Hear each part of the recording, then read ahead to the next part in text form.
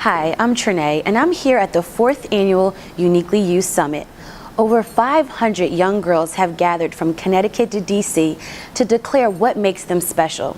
They've listened to scholars, media personalities, and entrepreneurs on what it takes to be beautiful, brilliant, and brave. And we're going to get a chance to meet some of those girls to find out what makes them so unique.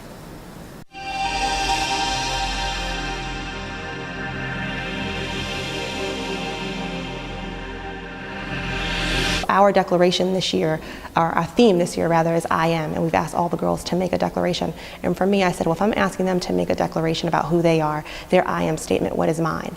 So my I am statement is I am perseverance. And that really is, pushing through even in the face of adversity and difficulty and still striving for success. I am love, I am music, I am Gabrielle.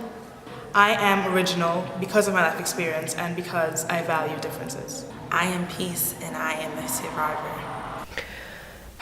I mean, seeing any event as dealing with self-esteem is so important, especially with African American girls. I feel like we need more of it. And I wrote my book, Same Difference, that deals with beauty and identity and loving yourself for who you are and appreciating not only your beauty, but the beauty of others. And this event just seems to just go hand in hand with that. And I'm supporting anyone that's trying to be a positive message, within our community.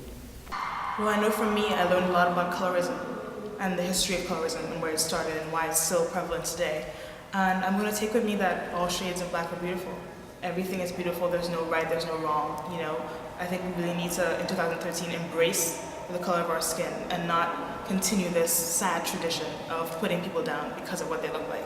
I know you guys had a conversation about colorism yesterday, didn't you?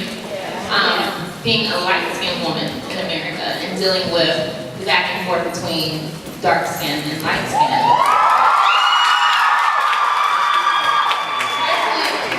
You came right in time. We're talking about colorism. I didn't like who I was. I wasn't white enough. I wasn't black enough, and I was a woman. And I had to look inside myself when as I got older, and I realized that if we don't advocate for ourselves, nobody will. If we don't do it, As black women, who else is going to do it for them? So it's important to continue the work because, we are the only way that young girls are we're the only mirrors that they have, put it that way. That's probably a better way to put it. We're the only mirrors that they have. I wanted to be around to hear what females were thinking at their age. I heard a lot of dysfunction in a lot of ways, and I heard a lot of love in a lot of ways too. But also letting them know that positive role models that are men are in the community. Some of them don't have fathers. Some of them rely on mentors in the community or uncles or grandparents to be nurtured. So I wanted them to see that there is hope for black men in what's being marketed to them. What I've learned just from speaking and traveling and dealing with young ladies, the amount of pain that exists inside them as they travel through this world. When they asked all the girls to raise their hand if they knew anyone that was, a victim of rape or sexual abuse, and most of the girls raised their hand.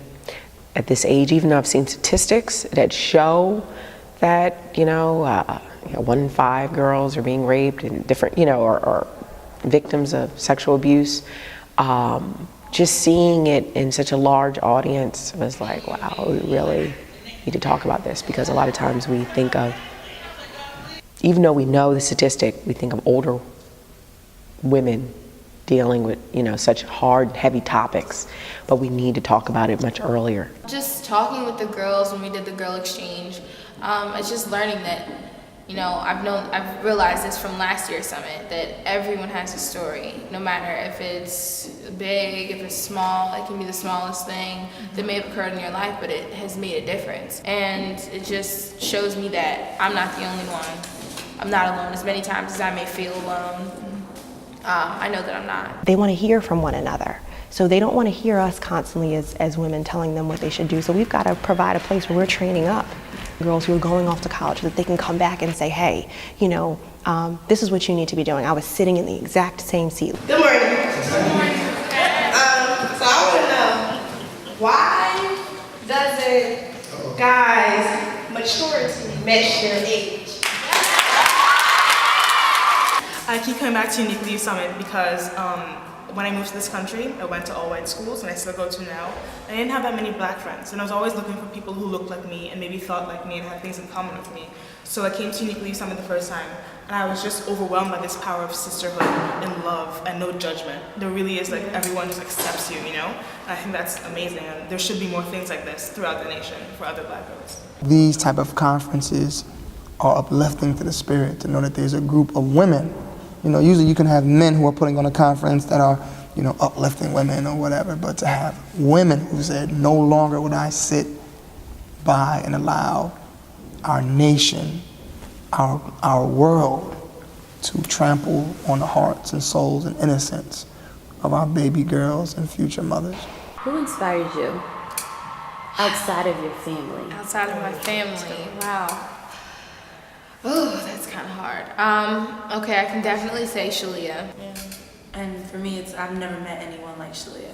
I've never met someone who has this will, and nobody told her, you have to do this. She did it because she wanted to, because she felt as though God is telling me this is what I need to do. She went out here and she saw what was going on, and she was like, I know that I can help these girls. And she just took this giant initiative and this burden on her shoulders. Not that it's a bad burden, but it's something that weighs heavily on her that she knows that she has to do. So I just think that she's just one of the most inspirational, fashionable. Yes, fashionable. Her shoes are beautiful. Women, like strong, smart, empowering, gorgeous, fashionable. Amazing mother.